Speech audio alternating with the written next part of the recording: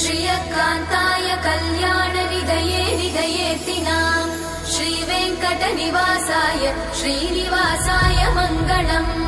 लक्ष्मी सविभ्रमालोकसुभ्रूविभ्रमचक्षुषे चक्षुषे सर्वलोकानां वेङ्कटेशाय मङ्गलम्। श्रीवेङ्कटाद्रिशृङ्गाग्रमङ्गलाभरणाङ्ग्रये मङ्गलानां निवासाय श्रीनिवासाय मङ्गलम्। सर्वावयव सौन्दर्य सम्पदा सर्वचेतसां सदा सम्मोहनायास्तु वेङ्कटेशाय मङ्गलम्।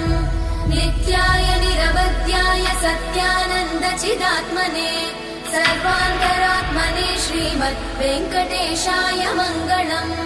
स्वतः सर्वविदे सर्वशक्तये सर्वशेषिने सुलभाय सुशीलाय वेङ्कटेशाय मङ्गलम्।